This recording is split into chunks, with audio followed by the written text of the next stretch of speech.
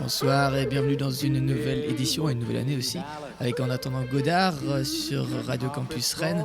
Bonne année à tous, on commence d'ailleurs l'année avec une petite plaisanterie. Monsieur et madame est une grosse daube, ont un fils, comment s'appelle-t-il ? Avatar. Avatar est une grosse daube, on parle de ça et du reste et on se retrouve dans un instant.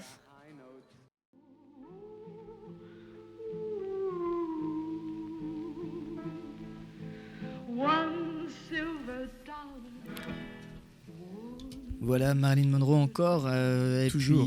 Toujours, bien sûr, à volonté. Et puis on se retrouve donc pour parler d'Avatar. Et d'abord, je vous rappelle qu'il faut nous appeler au 02 89 33 9000 pour voir La Strada de Fellini. Et pour dire à Mathieu qu'Avatar, c'est bien. Non, voilà. Oui, d'ailleurs, vous pouvez appeler si vous pensez que c'est bien, et ça m'étonnerait que ça arrive. Mais vous n'aurez pas les places à ce moment-là. Par contre, là, il faut choisir. Et donc, les places pour demain, 19h, la séance au Tambour, si je ne m'abuse. Oui. Et puis, éventuellement aussi, la semaine prochaine, à 20h30, il y aura une séance consacrée à une carte blanche à la Fémis.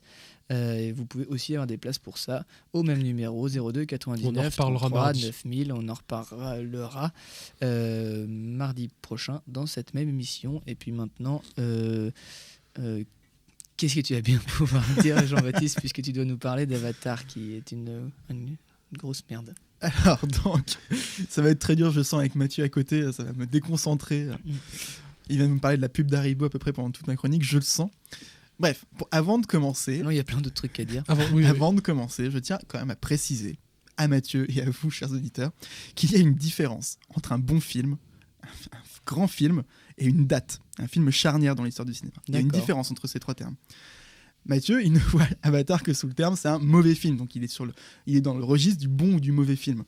Moi, c'est vrai que je suis complètement ailleurs. En fait, je suis pas du tout dans cette optique-là, effectivement. Bah écoute, la porte est là. Tu peux aller à l'émission où on parle d'économie du cinéma. Non, mais par exemple, je crois qu'il est quand même assez hypocrite. On peut pas dire. Je vois pas mal un cinéphile dire l'arrivée du train en gare de la Ciotat des Frères Lumière, c'est mon film préféré. Je vois mal un cinéphile dire ça. Je vois mal un cinéphile dire Fantasmagorie de Emile Cole, c'est mon film préféré, ou Le chanteur de jazz, c'est mon film préféré, ou Le magicien d'Oz, c'est mon film préféré. Il y a quelque chose comme ça qui me semble un peu bizarre dans cette appellation. J'ai l'impression que c'est un peu hypocrite en fait de dire mon film préféré pour ces films-là, c'est pas possible. C'est pas des bons films à proprement parler. Par contre, c'est des films qui ont innové en leur temps par rapport à certaines choses. Et plus exactement, mais c'est pas seulement qu'ils ont innové, parce que certains n'ont pas vraiment innové, ils ont plutôt repris des inventions qui avaient eu lieu, et justement, ils ont inauguré des changements massifs dans l'industrie du cinéma. L'animation, le son, la couleur, etc. Le point commun de ces films, aussi limité soit-il, à mes yeux, narrativement, voire parfois visuellement, c'est qu'ils vont mettre en scène, narrativement, véritablement, qu'ils vont mettre en scène et raconter leur invention, l'invention qu'ils proposent. Ils prennent donc acte de leur nouveauté, et ils vont en faire leur structure interne, leur structure narrative interne. Alors, pour les exemples que j'ai donnés, un Fantasmagorie, c'est la création animée qui s'émancipe de son créateur. Le chanteur de jazz, c'est le passage de la tradition muette, à travers le père qui refuse que son fils joue du jazz, à la modernité parlante, avec le fils qui veut changer justement cette musique, la musique de l'avenir, et qui tourne le dos un peu aux traditions. Le magicien d'Oz, c'est la couleur comme symbolique du passage vers la fiction, dans l'autre monde qui constitue le cinéma, etc. Donc une mise en abîme un peu de leur nouveauté, de leur innovation technique. Et Avatar, à mes yeux, fait partie de ces films. Sans être un chef-d'œuvre, évidemment, il n'est vraiment pas exempt de défauts. C'est le cas. Mathieu pourra vous en parler après. Non, en fait, je pense que je vais ouvrir une sorte de page Wikipédia pour mettre toutes les fautes de goût comme ça, parce que j'aurais évidemment pas le temps. Non, mais bien, voilà, je suis d'accord pour dire que le scénario est mauvais, que c'est du vu et revu. C'est ridicule. Que la musique est à chier. Il y a une mauvaise musique, il y a des fautes de goût visuelles, même au niveau des couleurs, il y a des choses qui vont pas du tout. C'est pas que des fautes de goût, c'est aussi au niveau de l'absence totale de talent, en fait. Je suis pas d'accord avec toi complètement. Bref, toujours est-il que ce film, effectivement, sans aucun doute, pour moi, est sans aucun doute une date charnière, malgré le fait qu'il n'est pas un chef-d'œuvre, il n'est même pas un bon film, il n'est pas un très bon film. C'est un film qui est correct en l'état, mais qui est surtout intéressant par les changements qu'il inaugure dans l'industrie cinématographique et par les questions évidemment théoriques qu'il pose. Et c'est là surtout qu'il est intéressant à mes yeux. Donc il est sans doute une date charnière. Pourquoi ? Parce qu'il constitue en fait l'acte de naissance du cinéma mêlant 3D relief et performance capture. Donc la performance capture, je ne vais pas revenir dessus, j'en avais déjà parlé par rapport au Noël de Scrooge. Alors évidemment, c'est pour ça que je dis ça aussi, c'est que c'est pas le premier film à le faire. Beowulf, par exemple, de Robert Zemeckis, l'avait déjà fait. Mais c'est le premier à inclure étroitement cette réflexion au sein même de son scénario et de son imagerie aussi. Ce passage de la prise de vue réelle à la performance capture, c'est aussi le passage de Sam Worthington, de son statut d'être humain, à son statut de Na'vi, donc avatar virtuel, qui renvoie par ailleurs à la propre virtualisation communautaire, on va dire, qui régit le monde contemporain avec Internet, Second Life, etc.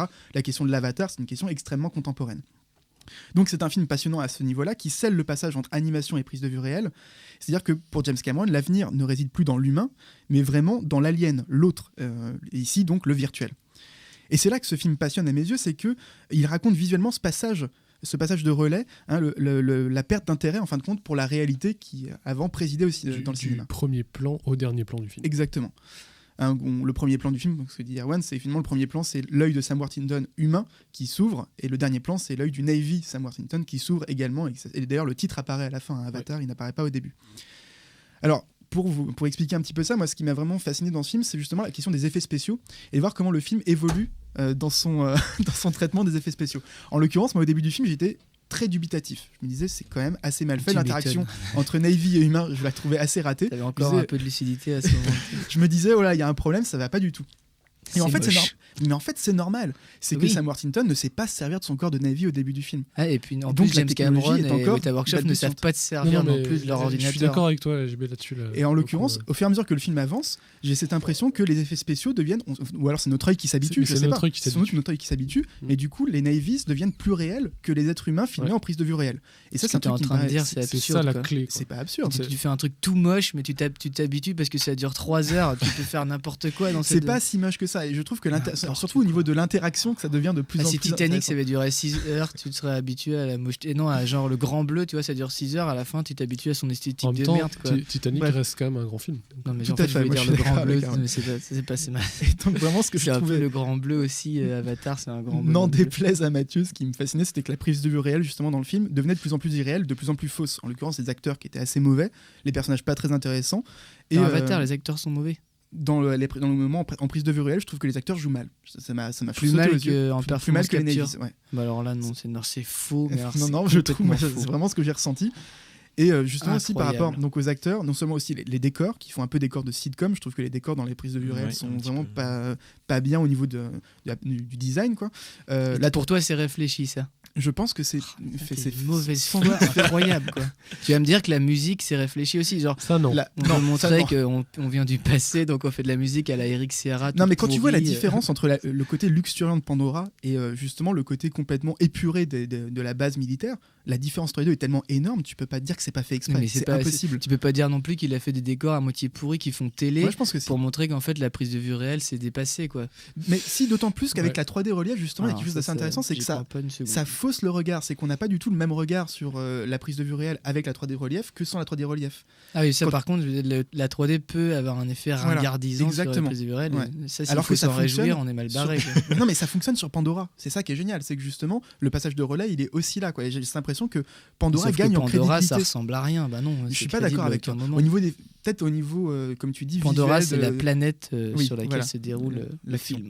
Effectivement, peut-être au niveau de l'imagerie, prétendument l'innovation, c'est pas très innovant parce que ça reprend des codes visuels qu'on connaît déjà dans les mangas, etc.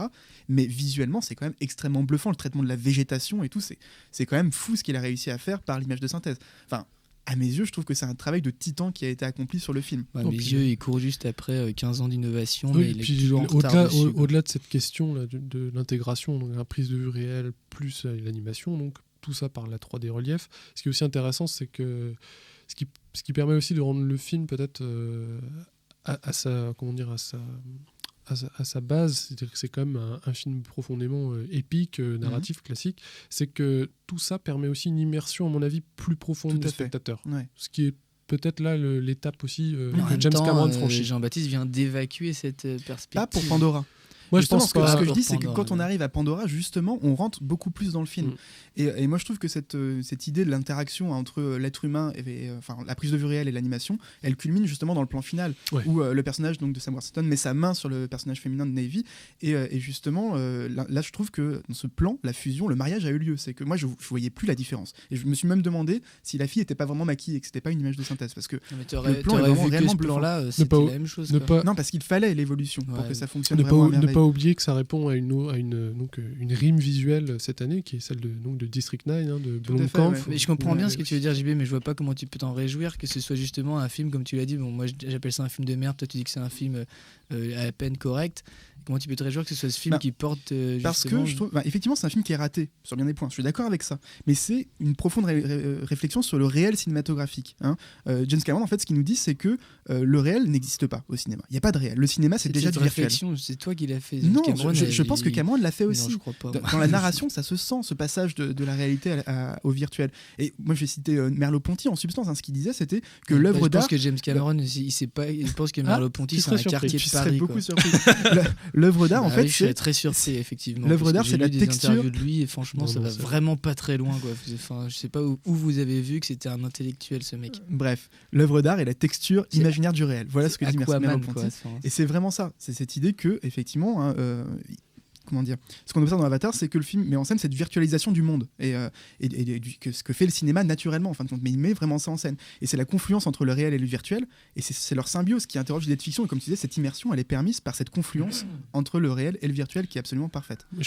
Et j'ai envie de terminer là-dessus quand même, de dire que à mon avis le film va être une date comme il est déjà effectivement le chanteur de jazz, etc. Justement pourquoi?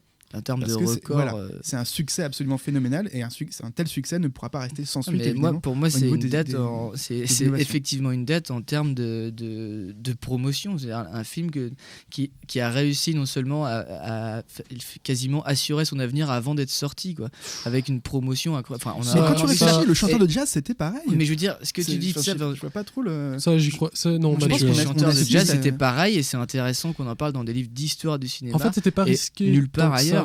Sauf que le problème, c'est que moi, j'ai entendu des enfants dans un collège. Il se trouve que je me suis trouvé dans un collège qui était en train de dire Avatar, c'est génial, Star Wars à côté, c'est de la grosse merde. Sauf que jamais de la vie on peut comparer ces deux films, à part évidemment du point de vue des entrées en salle. Je dirais pas les comparer, évidemment.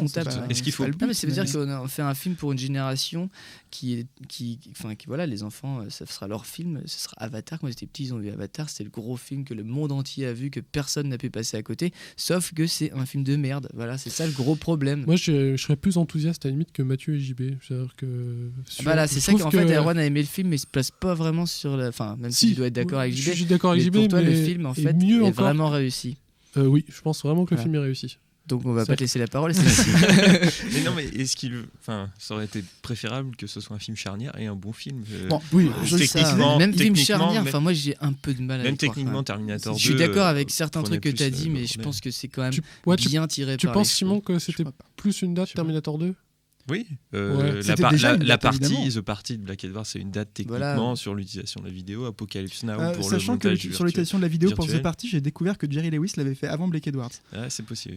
Donc, mais bon, il y a justement les dates charnières, il faut s'en méfier. Avant même sa première réalisation de Jerry Lewis. Oui, il faut se méfier des dates charnières, c'est sûr. C'est toujours pareil, l'événement. Bon. Non, mais là, à mon avis, l'événement, c'est effectivement. Moi, je vois pas trop l'intérêt en fait de se casser la tête à reconstituer par motion capture et autres.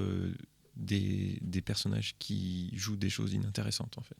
C'est-à-dire que quand on voit les réactions du surtout pour prendre héros, un acteur comme il se trouve que dans Scrooge ils avaient pris un bon acteur, mais genre le jour où ils prendront un acteur tout pourri pour jouer plusieurs rôles parce que c'est de la performance capture, je pense qu'on aura vraiment atteint le fond de cette logique. Mais justement, ce qui était absurde. intéressant là avec Sam Worthington, c'est que justement c'est un acteur qui est un peu fade a priori, et du coup moi je voyais pas trop l'intérêt de me dire ils vont en faire une créature virtuelle, mais du coup on va pas le reconnaître, c'est un peu bizarre. Ouais. Alors qu'en fait ce qui est génial, c'est parce que le son reconnaît. Avatar est fade aussi. Donc, non, parce qu'on arrive vraiment à le reconnaître ultra fade et puis bon. C'est une pauvre imagerie néo-indienne, africo-américaine. Au niveau de l'imagerie, je suis d'accord. C'est carrément. Mais c'est global, c'est ça le problème. Ouais, mais malgré tous ces ratages, moi je trouve, je suis assez d'accord avec Erwan. Je pense qu'il y a quand même une immersion malgré tout. Puis je trouve qu'on oublie assez vite on oublie assez vite. Alors après, on pourra me dire que c'est pas forcément extraordinaire, que c'est quand même un équivalent sur le fond.